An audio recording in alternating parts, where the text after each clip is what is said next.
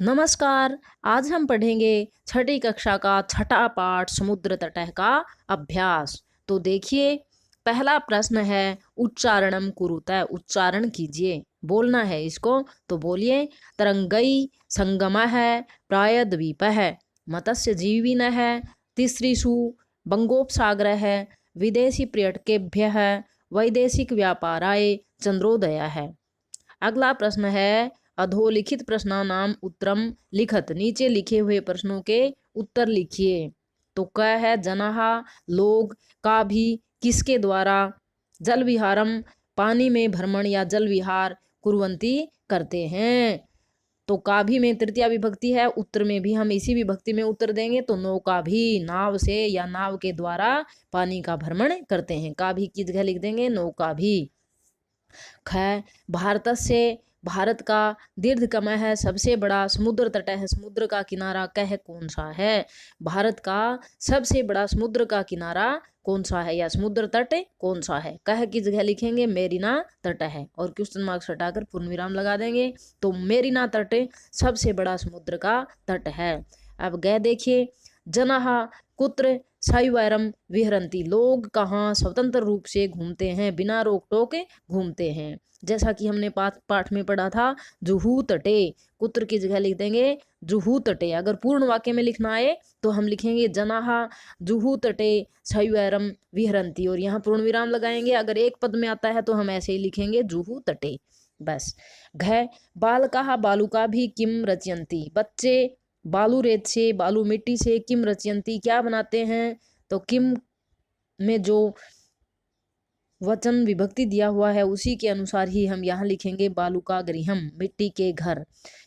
अगला देखिए, कोची तट है के भे ज्ञायते। कोची का तट किस लिए जाना जाता है। तो नारिकेल फले भे, नारियल के फलों के लिए।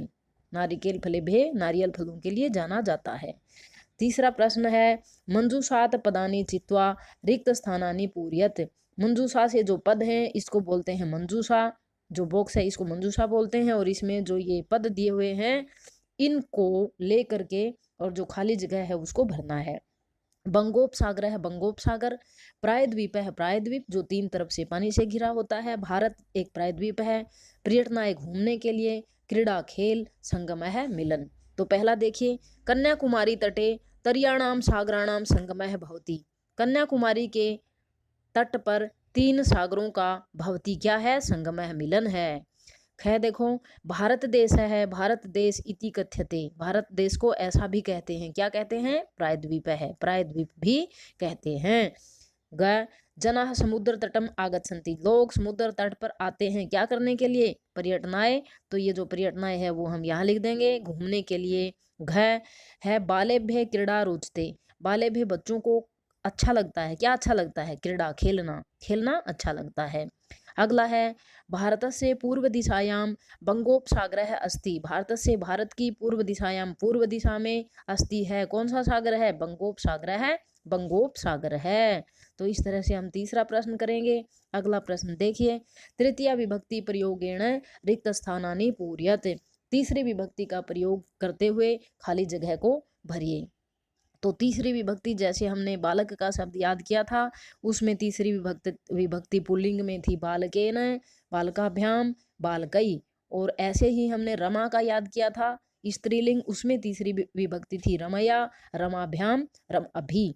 तो ऐसे ही हम इसमें तीसरी विभक्ति पुल्लिंग की पुल्लिंग में तीसरी और स्त्रीलिंग की स्त्रीलिंग में।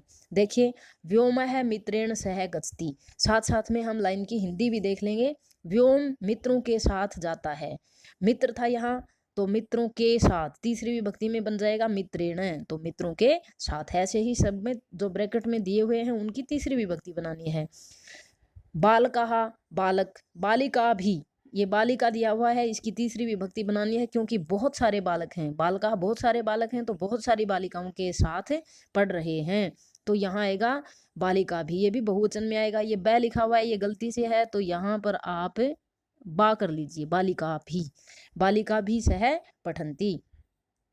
तड़ागह कमलेन विभाति। कमल की तृतीया आएगी कमलेन। तड़ागह तालाब कमलेन कमल से विभाति सुशोभित होता है। यहाँ हम कमलेन की जगह कमलानी भी लिख कमलई भी लिख सकते हैं, क्योंकि बहुत सारे कमलों से सुशोभित होता है, लेकिन हमने एक ही कमल के लिए कमलेन कर दिया एक वचन में। ग अहम अपी, मैं भी खेलामी, खेलती हूँ या खेलता हूँ। किससे? कंदुकह है, तो किससे तृतीया आएगी? कंदुकह की तृतीया कंदुकेन है, कंदुकेन है गेंद से। अश्वाहा, घोड़े, अश्वई, घोड़ों के साथ में, घोड़ों के साथ में दौड़ते हैं। अश्वह तृतीया बहुवचन अश्वई। मृगहा, जो हिरण है वो मृगई, बहुवचन किया है हमने इसमें, मृगई सह चरंती, मृगों हिरणों के साथ चर रहे हैं। तो ऐसे हमने तीसरी विभक्ति की। अगला देखिए, अधोलिखित वृत्त चित्रम पश्यत